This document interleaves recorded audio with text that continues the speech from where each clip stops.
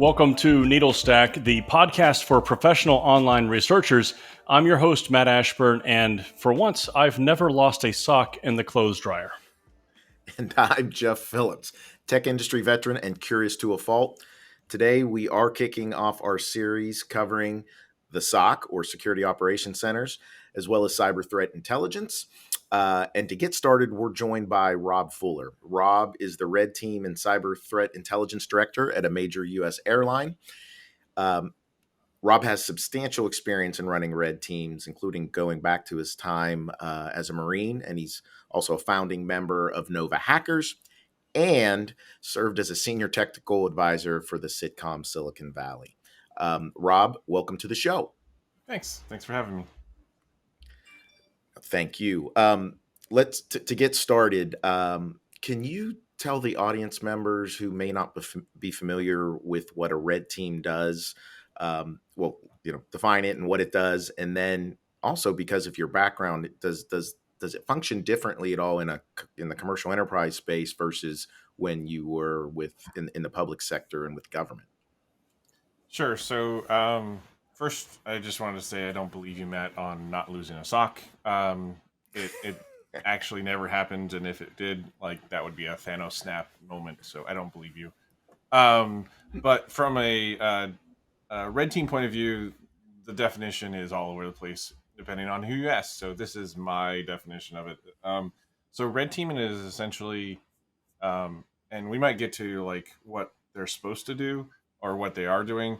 But red teaming is essentially dates back quite a few years.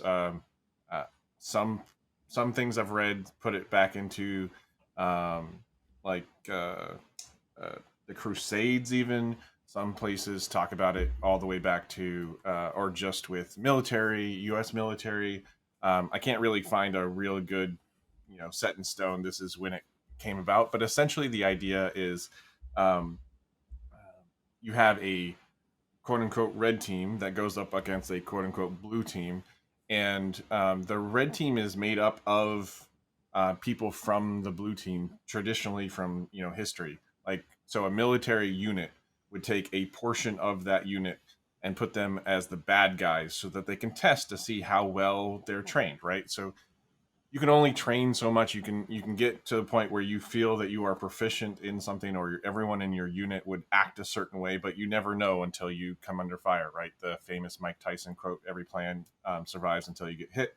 And then so what those red teams are there for is to test those defenses, test those reactions.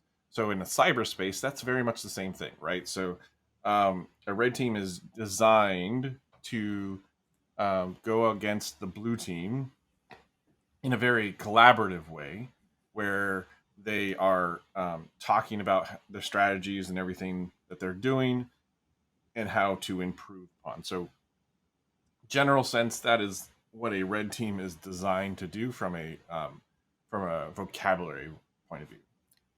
So you're also, the red team is acting at, and again, since we are talking about cybersecurity, it's like an external threat actor, if you will, and trying to test the defenses. So when you say threat actor, there's a lot of, and this is where the definition gets muddy a little bit. So a lot of people think that a red team is supposed to simulate real threat actors, define threat actors. So when red teaming came about, right, there was no such thing as a threat actor, right? And then so cyber came along, and we got MITRE ATT&CK and had more definition. Mandiant put out things, APT29 and all this stuff, where we had actual definitions of threat actors, and the definition of red team kind of started getting muddied, where you're supposed to only act like APT 29, 57, 65, whatever. And when you say threat actor, what I mean by that, or what I hear from that, I'm sorry, is a threat actor, not APT 25, 5, whatever. But you're supposed to act like a bad guy, a criminal, just like they did supposedly in the Crusades or military wise. Yeah, essentially play the part of an adversary and look at the security posture from their point of view. Right. Yeah. with a Interestingly, you also run the CTI side of the house as well, right? So can Right. you talk a bit about how that differs in the workflow and actually how those two can sometimes work together? Sure. So from cyber threat intelligence, the focus there is intelligence analysis, right? You're supposed to take in all of these different pieces from threat feeds, from news articles to and you're supposed to have the knowledge to then apply it to the business impact via cyber or via strictly business, financial, or otherwise. So a cyber threat intel team may find out, hey, there's a new restriction on oil and gas from Ukraine, Russia, and they're attacking these types of companies that do these types of things for oil and gas, and they are using these tactics. So we take, as a cyber threat intel team, we'll take those tactics and then move them into our incident response team and our security operations team to find, to identify what can be either found if they've already, attacked us, or detections can be put in place for those things if they're not already there. So how and this is actually getting into an exciting piece. How have seen red teams and cyber intel teams work together is having intelligence teams build out profiles of not of attribution and threat actors, but targets. So one of the things that a red team isn't always perfect at is figuring out what's important to the business. What could take a company down? What kind of focus a company needs to have to continue doing business? And an intel team, one of the things they have to know is what affects the business, right? That's their job, is to kind of know from a cyber point of view or bigger, what that effect is on the company and how to operate on it. So if they supply that targeting to the red team, then the red team can then focus and say, okay, high impact. If let me just give you an example of something we did in history. So at a previous company I worked at, there was a specific individual that had 80% of the patents that this company had, and they were a high level engineer. They like a senior fellow engineer, but they weren't a CEO.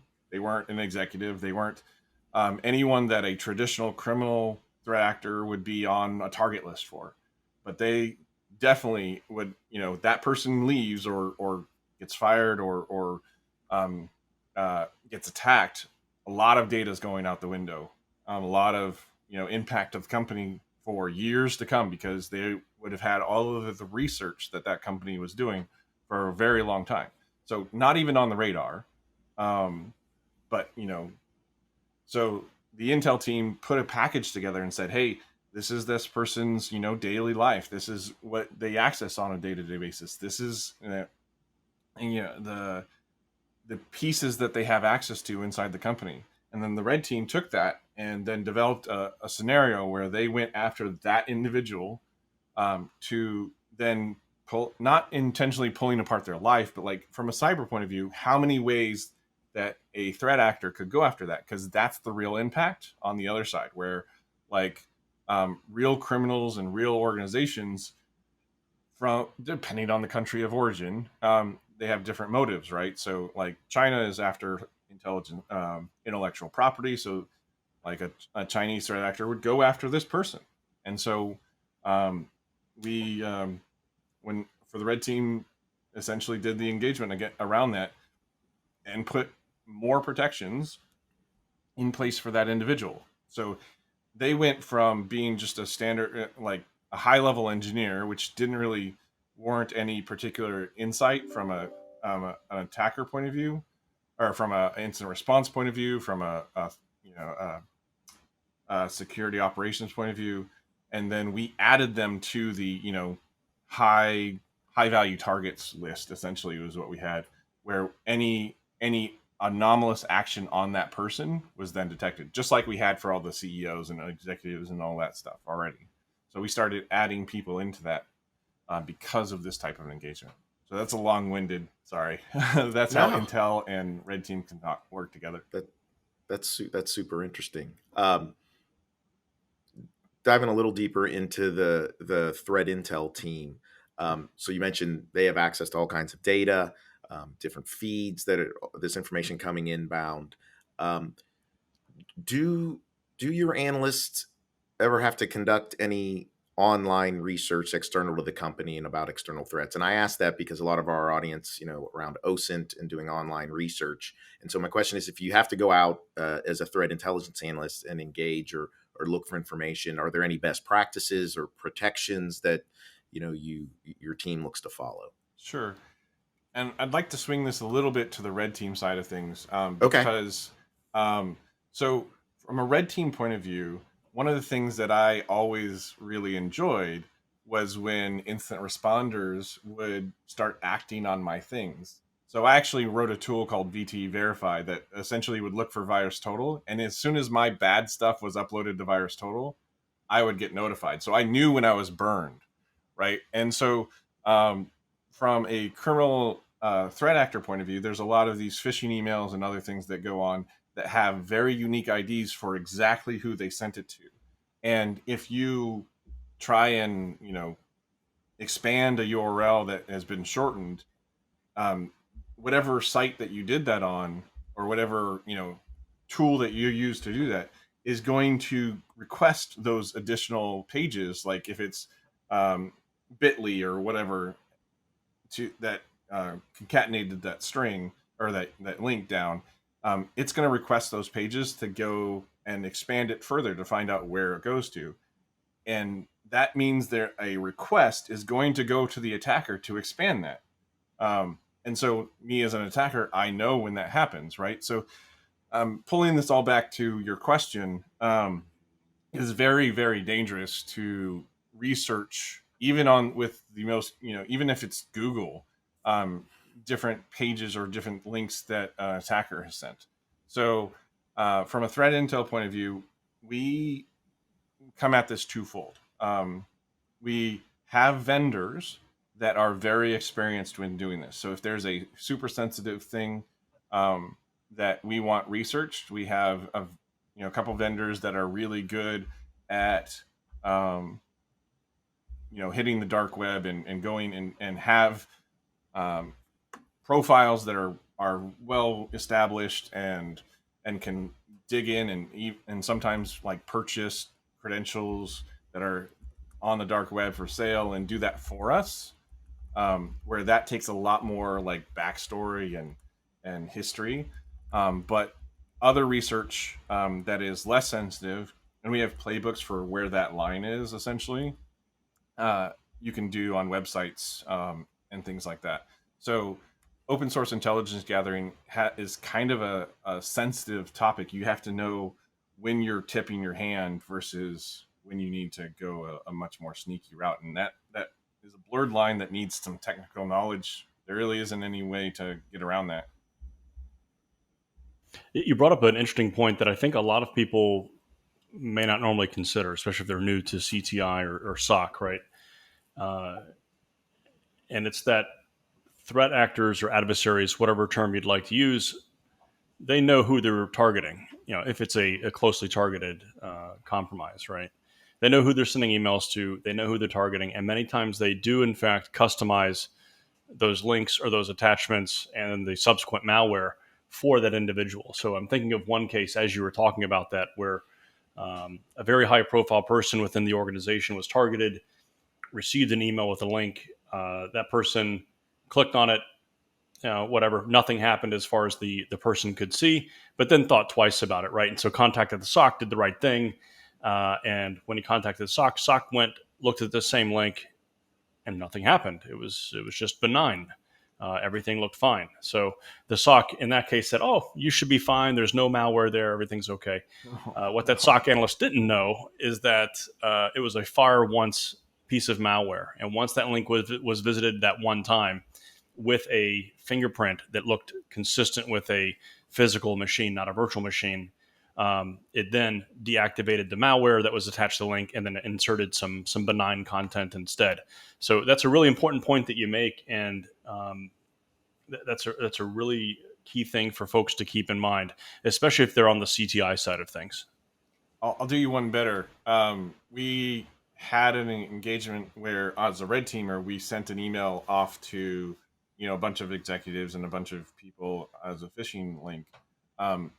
Very, very rarely do I have I consulted for a company where no one clicks the link, but on this one occasion, no one clicked the link. Everyone forwarded it off to their phishing team. The report a phish kind of button thing that a lot of corporations have these days, but the SOC clicked it.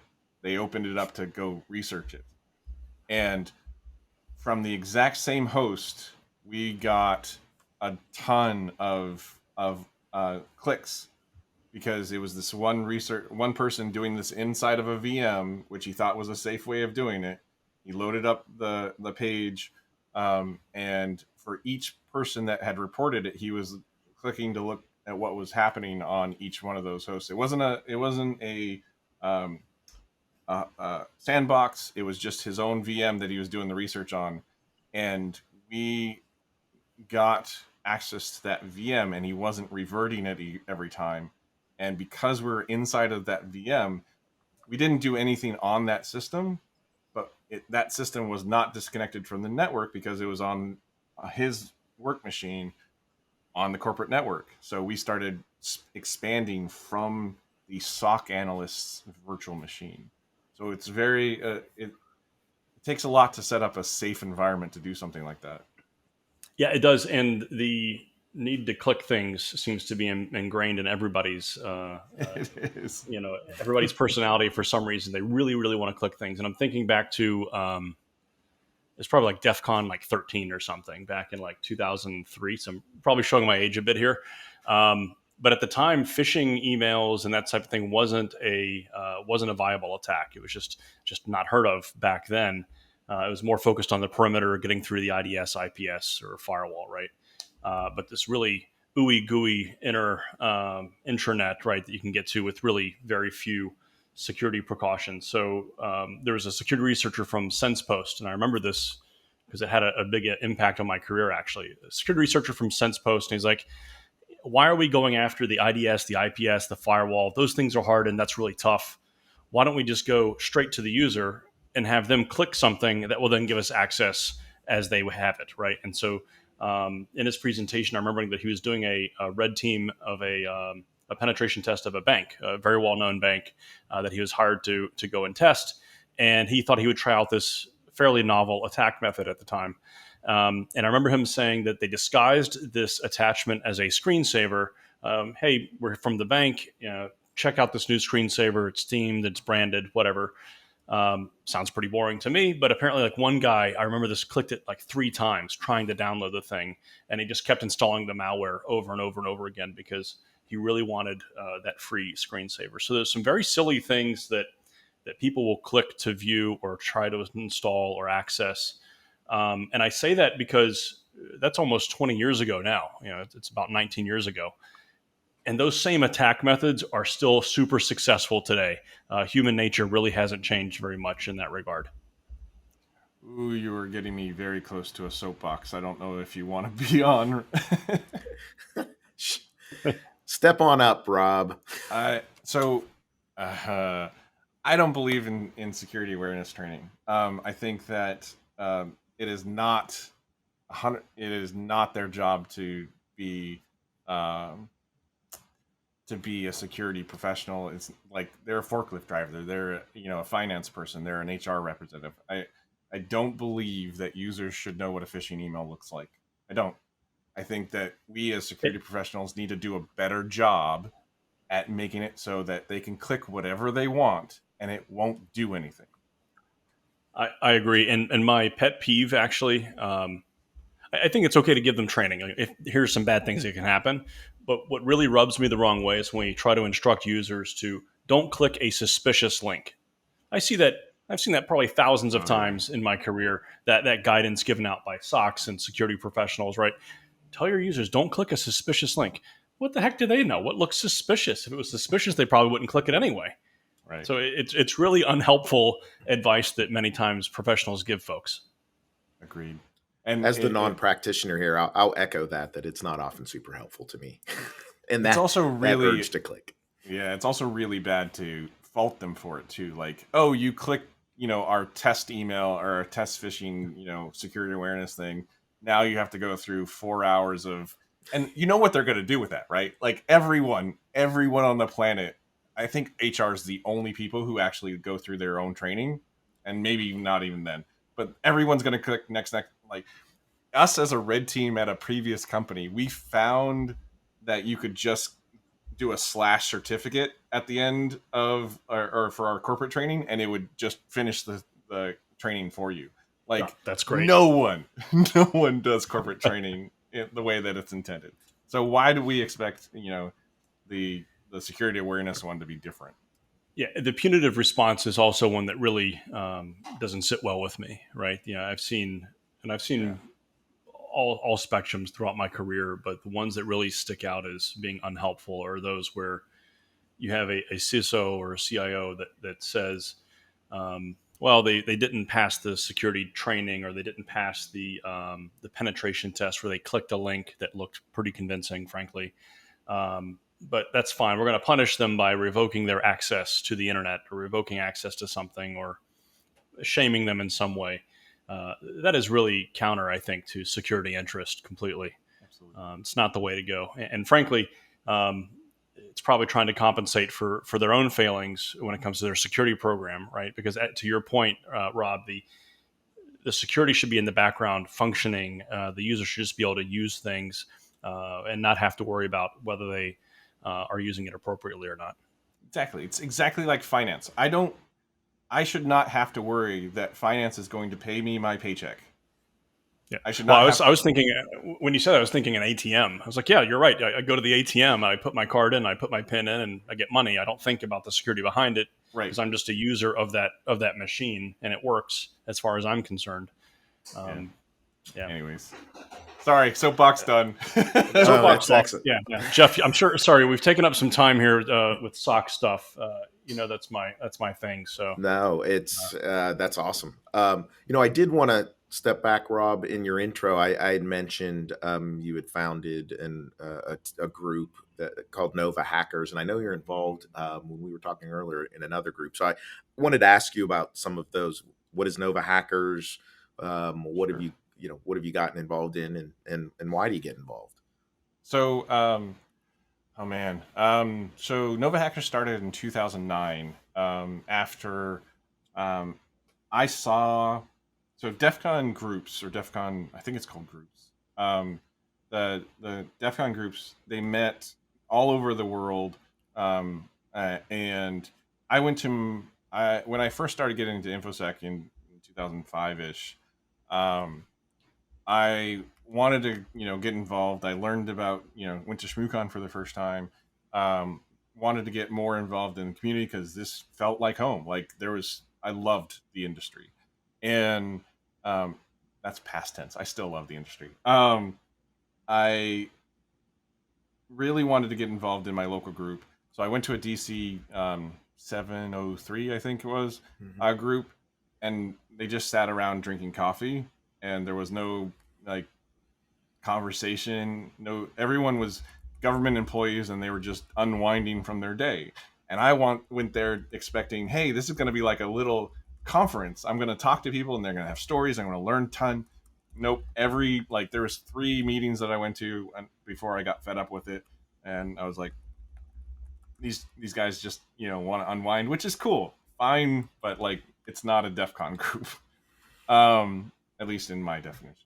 And so roll forward to about 2008 ish. I start this InfoSec luncheon because I wanted friends in my industry, and so I say, hey, anyone in the area in Northern Virginia that wants to have lunch, we're going to go to this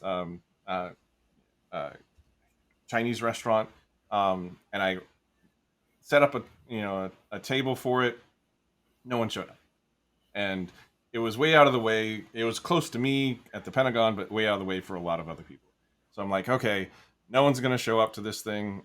Let's try and move it to somewhere more accessible. So the very first like Nova hackers meeting was a at LaFont Plaza in their underground like uh,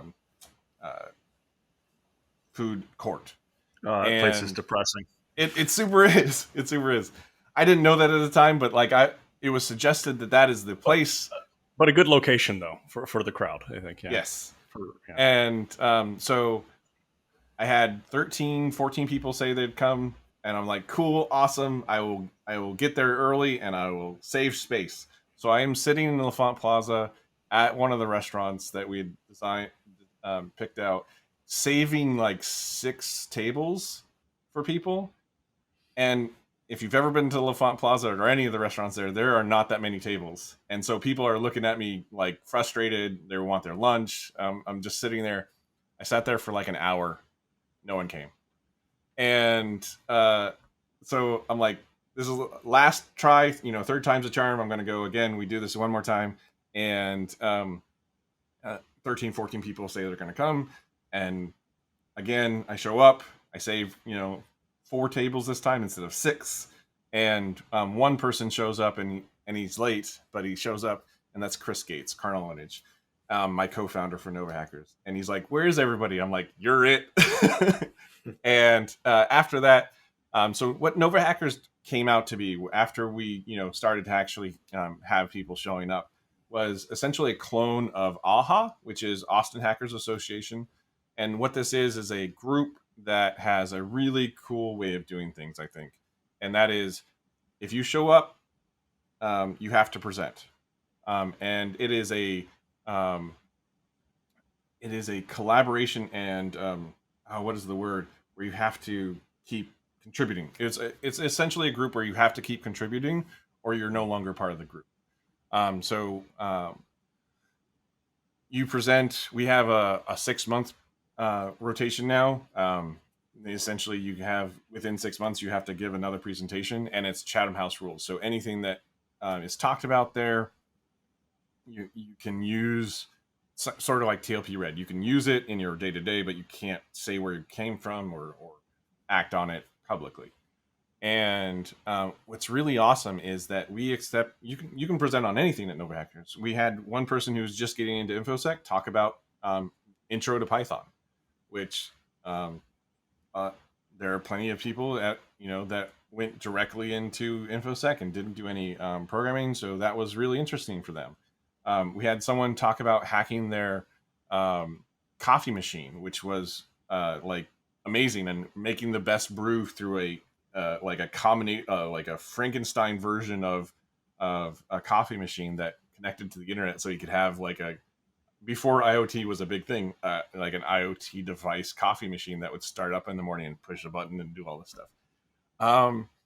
So Nova Hackers has had a myriad of talks, and it's been a really great experience, and I've loved building it. And we have close to 700 members now, which I'm not the only one showing up anymore, which is awesome.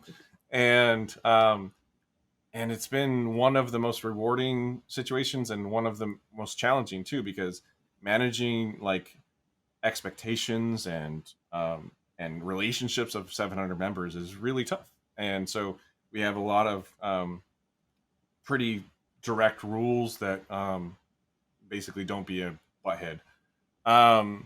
And that group has grown to the point where we had our own mini conference after ShmooCon called ShmooCon Epilogue. Yeah, I know, genius idea on the name, but and it's not really weathered the storm of the pandemic very well, because it has to be in person, and the place that we used to meet at is no longer kind of available. So that's that group.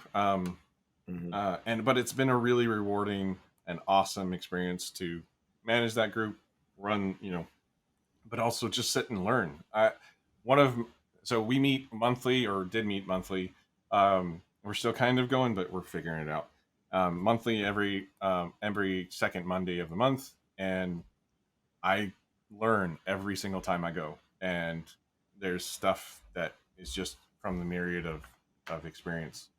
We had one guy drop 0 days, and he was like 19 years old. He dropped 0 days on RSA tokens, like literally sitting there talking about how you could exploit and figure out the number for an RSA token, and we're like, stop talking, go sell this. It's like millions of dollars. You're 19 years old. I know that you don't understand what you're talking about, but there's literally people in this room that can help you out selling this for multi-millions of dollars.